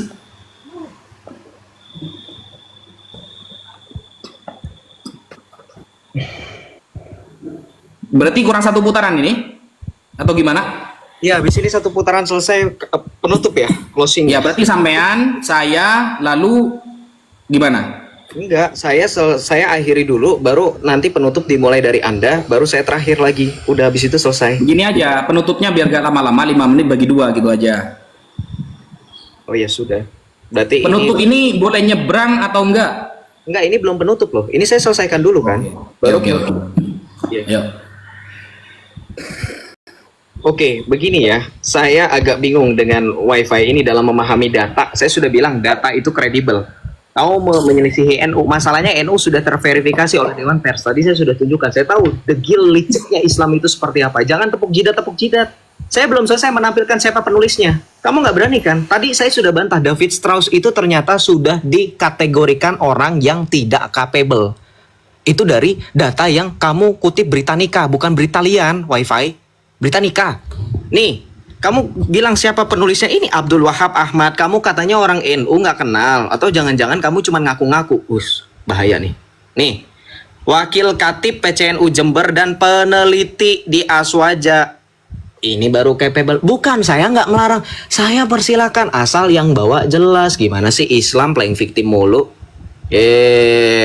Suka lempar batu sembunyi tangan. Jangan lu pikir Yesus dilempari batu. Ya iya sama. Itu kelakuan orang yang mengingkari Yesus Kristus. Sama kan, kalian ikuti kan. Kalian ikuti polanya. Itulah kalian. Jujur kan. Ini peneliti. Nih bukan kaleng-kaleng. Ketawa-tawa aja. Ya. Kemudian kamu bilang katanya Natal itu dari, kamu ngerti gak sih cara bacanya? Cara baca Britannica. Nih, Britannica saya kasih tahu ya. Jangan langsung diterjemahkan. Kalau diterjemahkan jadi aneh. Terjemahan Google tuh aneh beneran. Kamu aja pasti ngomel kan kalau misalkan ada orang yang menerjemahkan bahasa Arab dari Google, betul nggak? Itu aneh. Makanya jangan diterjemahkan. Kamu pelan-pelan bacanya. Nih, there was strong opposition to recognizing birthday of martyr or for that matter of Jesus. Bukan, jangan kamu gini. Tadi pas di awal kamu paksa-paksa. Giliran sekarang saya berbicara dalam bahasa Inggris yang kosakata ini bahasa internasional, ini bare minimum orang untuk membaca, kamu ketawain. Bahasa Arab itu sampai dengan detik ini belum jadi lingua franca. Ngerti? Beda kasus. Pahami ilmu linguistik, oke? Nah, kamu pikir ini cara bacanya, ini mitos, ini terus kamu bilang ini perayaan keluarga sekuler begini, ini kan begini-begini. Kamu baca tuh pelan-pelan, ini ada ininya. Kemudian kamu tadi mau baca Santa Claus, kamu bilang legendary figure, kamu baca di sini penjelasannya, baca legendary. Ini legendary figure bukan mitos. Figure ini bukan mitos. Ya. Tokoh legenda ini bukan berarti mitos. Kenapa? Ini adalah seorang kudus, santo, baca. His popular image is based on tradition associated with Saint Nicholas, a 4th century Christian saint. Ini ada sejarahnya, bukan ahistoris kayak lu punya Islam. Ngerti Islam? Nih, baca. Ini ada orangnya asli, Santo Nicholas, uskup, abad keempat. Nih, ya. Jadi bukan mitos umum. Makanya gue udah bilang lu punya tim API itu ada tim cyber. Lu baca data tuh baca dari awal sampai selesai. Jangan malu-maluin Gus. Ngerti? Yang mitos itu yang tadi mimpi belum dibahas itu. Mimpinya Asy'ari ketemu Muhammad, siapa yang klarifikasi? Nah, kemudian kamu pikir ini sejarahnya Maulid Nabi nih? Saya pakai dalil-dalil website kayak gini. Ini masalahnya website Islam loh, bukan website yang nulis Ustadz. Yang nulis Ustadz bahkan ini di artikel Republika. Saya bingung, kamu mau menyelisihi saya, kamu bandingkan dengan data yang orang nggak jelas. Kamu pakai David Strauss, saya udah pakai footnote, nggak sembarangan, orang gila. Kamu tahu nggak? Nia Bakwan itu kasusnya, mohon maaf saya bawa-bawa nih. Dia ada terbitin buku sejarah perempuan pedagang gorengan. Apakah itu menjadi salah satu data ilmiah juga hanya karena ada bukunya? Enggak bisa begitu, WiFi. Kamu kan sekolah. Nggak semua buku itu jadi data. Ngerti nggak sih? Ya, jadi harus ngerti. Ya, ini perayaan Maulid. Ini sudah jelas banyak yang bahas. Ini perayaan sesat. Ya, ini perayaan sesat nih. Ini dari Syiah dan segala macam. Kamu nggak lihat di sini. Oke, nih. Ya. Tadi saya setel Kiai Haji Said Akil Siraj, kamu salahkan. Oke. Gimana ini footnote, masalah footnote? Oke. Jadi kalau saya boleh balik lagi bahas masalah ketuhanan ya, kita balikkan lagi ya ke tema. Bahas masalah ketuhanan. Yesus Kristus itu Allah yang terus di copy paste oleh Islam. Kenapa? Kamu bilang katanya kalau Yesus bilang Yohanes 20 ayat 29, berbahagialah mereka yang tidak melihat namun percaya. Kenapa harus ada ekaristi? Justru itu, ekaristi itu bukan visual. Tadi saya sudah bilang, transubstansiasi. Justru melalui ekaristi orang dapat percaya Yesus, bukan visual. Malah membenarkan saya.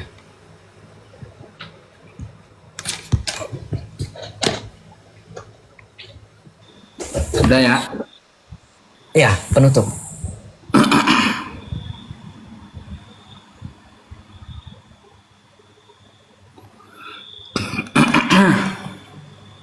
Nih. Oke.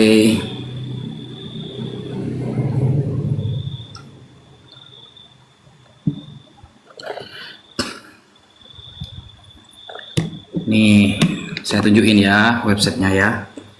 Britannica. Nih. Oke. Coba sampai terjemah yang ini nanti. Coba terjemah yang di bawah yang ini. Asal usul pasti penetapan tanggal 25 Desember sebagai tanggal kelahiran Yesus tidak jelas. Perjanjian baru tidak memberikan petunjuk dalam hal ini. Nah, coba yang itu. Jangan yang di atas yang dibahas.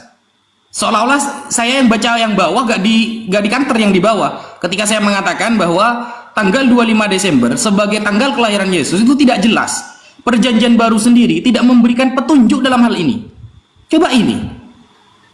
Apakah berubah kalau jadi bahasa Inggris ini? Apakah berubah pemahamannya? Begitu. Kemudian kalau kita buka ya, tadi sampean mengatakan Maulid Nabi ajaran sesat tapi gak ada datanya. Coba di kitab ulama siapa gitu. Kalau memang di website itu diterangkan, di dalam kitab ulama siapa? Tunjukkan. Katanya harus data primer. Ketika website itu mengatakan dalam kitab Imam Ibnu Taimiyah misalnya, sampai tunjukkan primernya. Ada nggak kalau kata seperti itu? Gitu loh. Gitu ya, katanya harus data primer. Gimana sih? Nah, kemudian ini sampai coba buka di dalam Yeremia 10:3 nomor 34. Sebab yang disegani bangsa-bangsa adalah kesia-siaan. Bukankah berhala itu pohon kayu yang ditebang oleh orang dari hutan dan dikerjakan dengan pahat oleh tangan tukang kayu? Nah, jadi berhala itu adalah ada orang tukang kayu memperbagus kayunya menjadi sesuatu yang nantinya menjadi sesembahan. Ya, menjadi sesembahan. Kayak ini contohnya, orang Katolik ya, ada kegiatan begini. Ya, mencium patung Yesus. Jadi ini adalah sebuah kesia-siaan, kata Tuhan ini di dalam kitab Anda, menjadi sebuah kesia-siaan. Dan inilah yang berhala hakiki. Ini kegiatan ini, mencium patung Yesus di Jumat Agung. Kan begitu.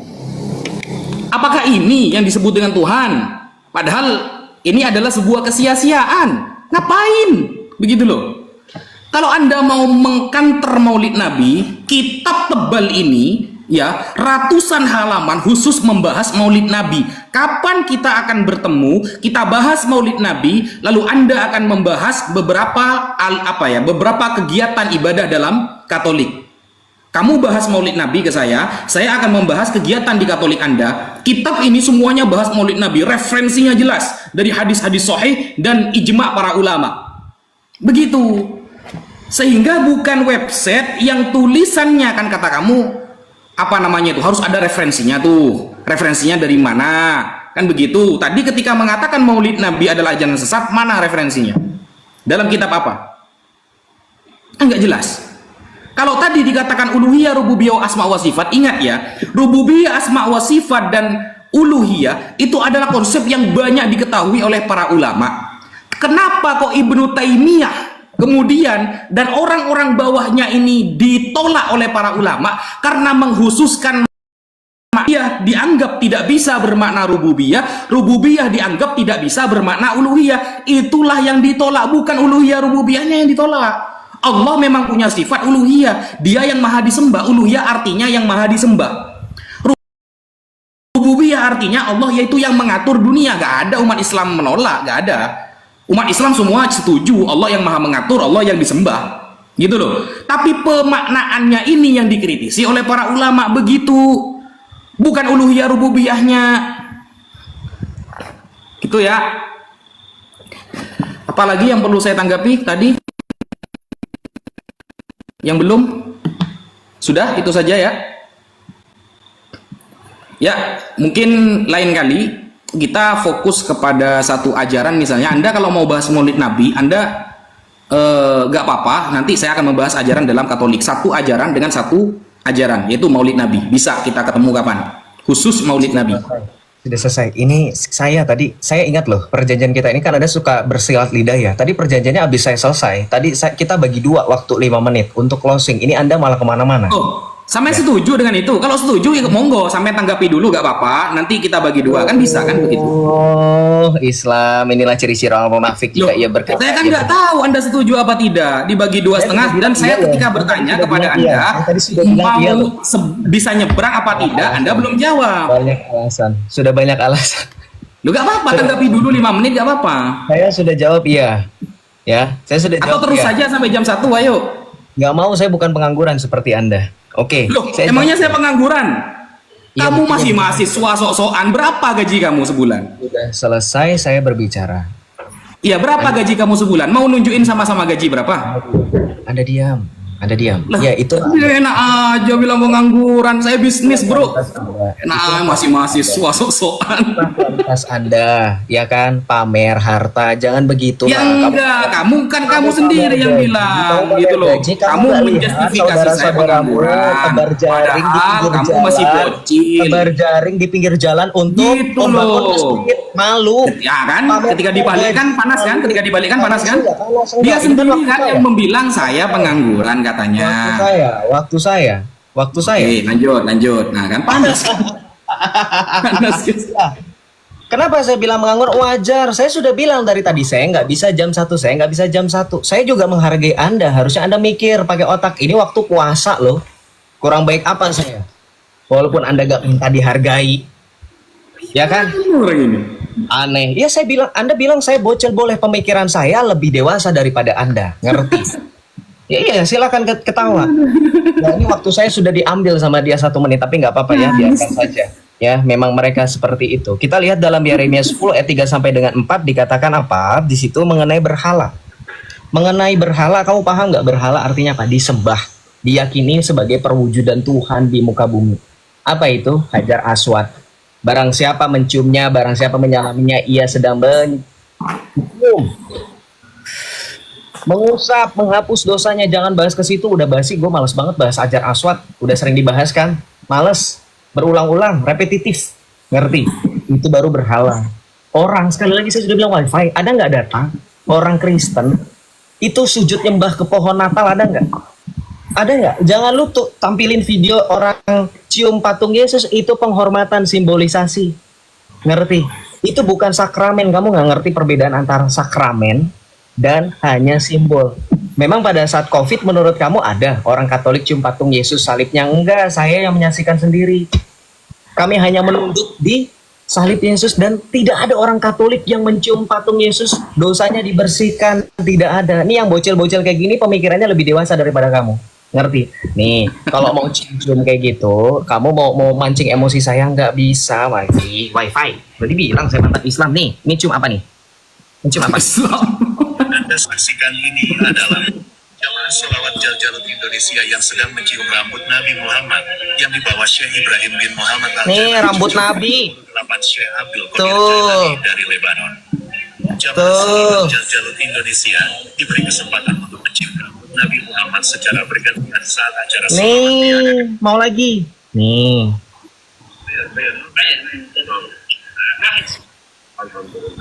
Nih. Hah? Nggak ada. Orang Katolik nggak ada dibodoh-bodohi. Semuanya ada. Scientific explanation itu ada nggak scientific explanation, saya tanya sama kamu? Ada nggak scientific explanationnya rambut Nabi? Pernah nggak? Nggak semua orang Islam menerima loh masalahnya. Kalau kamu sama tanya sama orang Katolik, ada relik-relik itu semua orang Katolik tahu semuanya scientific explanation. Bahkan teman-teman kita yang Protestan, teman-teman kita yang Ortodoks sepakat dengan adanya relik. Islam nggak pernah. Jangan berani bahas ke situ ya. Relik itu adalah urusan kami Kristen yang kamu kopas. Ingat ya. Jangan cium-cium patung ini, cium rambut Nabi, nggak mau dibahas. Ngerti? Oke. Kemudian terakhir ya, saya bilang sama kamu ya, berkaitan masalah maulid, itu kitab kapan? Gak dijawab. Ada tahun berapa? Ada tahun berapa kitab yang katanya setebel-tebel halaman itu bahas hadis-hadis sohih? Gue penasaran hadis sohihnya apa? Jangan-jangan laulaka mahalaktul aflak. Ya. Jangan-jangan aku diciptakan antara Adam, pada saat Adam antara ruh dan jasadnya itu. Jangan-jangan itu. Yang jelas jangan bias, makanya jangan ketawa-tawa kalau mau nunjukin sekalian, nyebur sekalian, jangan sosokan ya. Masalah maulid, masalahnya kenapa? Bahkan kiai yang lebih daripada kamu sekelas Said Akil Siraj saja mengakui bingung dari tadi disalahin nyetel video. Said Akil Siraj itu kiai loh, profesor loh. Kamu merasa lebih sombong daripada dia. Ilmumu sebesar apa? Iya ketawa-tawa, tunjukkan aja kredibilitasnya, jelasin. Oke? Ya, jadi paham ya. Ini berarti abis ini penutup. Saya sudah bilang dari tadi penutup. Oke, dibagi 2 5 menit ya. Ini boleh nyebrang apa tidak? Dalam ranah dialektika, diskusi antara orang-orang akademis seperti apa ya silahkan Anda lakukan aja. Loh, nggak usah seperti itu. Kita kesepakatan aja. Boleh nyebrang apa enggak? Menurut Anda dalam diskusi apa yang dibicarakan itu pasti Wah ini cuma nanya boleh nyebrang apa enggak. Kalau boleh saya pakai, kalau enggak ya sudah saya pakai, begitu loh. Kalau Anda memang bisa. Kok kemana-mana sih jawabannya? Bukan. Dengerin. Penutup itu kesimpulan loh, conclusion loh. Kesimpulan itu apa yang Anda bicarakan. Iya, ketika saya menyimpulkan dari ajaran Anda lalu menjadi ajaran saya atau tidak boleh khusus ajaran saya gitu loh. Terserah apa yang Anda bicarakan. Anda berasa bicara apa saja. Loh enggak, kalau saya tidak nyebrang, Anda nyebrang. Makanya butuh kesepakatan dulu. Anda ngerti nggak? Yang namanya kesimpulan itu adalah tarikan, poin atas apa yang Anda sampaikan. Kenapa tanya sama saya? Yang ngomong anak ini heran saya. Nggak seribet ini saya biasanya diskusi ini. Kamu ngerti closing Boleh statement? nyebrang apa enggak? Boleh membahas agama lain apa enggak? Kamu ngerti closing statement nggak? Summarize, kesimpulan. Itu bukan poin saya. Itu poin kamu. Enggak, kita kesepakatan aja, santai aja, Sep. Kesepakatan. Kalau boleh nyebrang, maka saya akan menutup ya pembicaraan saya juga mengaitkan dengan akidah Anda dari perdiskusian yang dari tadi gitu loh. Kalau nggak boleh, saya fokus Islam, kan enak kan? Ngerti bahasa Indonesia yang baik dan benar kan? Kesimpulan, sudah titik. Silakan. Apa orang ini? Ya sudahlah. Aduh, parah. Ya, bismillahirrahmanirrahim. Jadi begini teman-teman ya, biasanya kalau saya diskusi itu kan enak kan, saya nanya boleh nyebrang apa enggak. Edis biasanya jawab nggak boleh, oke. Rudi Yohanes bilang nggak boleh, oke. Kan enak kan gitu loh. Jangan menggunakan kata-kata yang ribet lagi gitu loh. Jadi kesimpulan saya pada malam hari ini bahwa konsep ketuhanan ini sebenarnya perbincangan saya dengan Mas Joseph ini sepertinya harus ada part kedua nanti ini. Sehingga nanti aturan di setiap sesi ya hanya boleh maksimal 2 pertanyaan begitu biar terjawab beneran. Kalau kamu tadi merasa saya tidak menjawab, saya pun merasa tidak dijawab oleh Anda. Kan sama banyak pertanyaan saya nggak dijawab. Jadi kesimpulannya bahwa Allah Subhanahu wa Ta'ala, kalau saya adalah madhab Asy'ari Maturidi, saya adalah Asy'ariyah. Secara fikih saya mengikuti 4 mazhab. Secara akidah saya mengikuti Imam Ghazali, Imam Junaid al-Baghdadi, Syekh Abdul Hasan Ali Asyadili, dan lain sebagainya dari kalangan Ahlus Sunnah wal Jamaah. Bahwa konsep ketuhanan di dalam Islam, Allah itu yang pertama Esa, Ahad. Ahad. Wa may yarju liqa'a rabbih falyamal 'amalan shalihan wa la yusyrik bi ibadati rabbih ahada.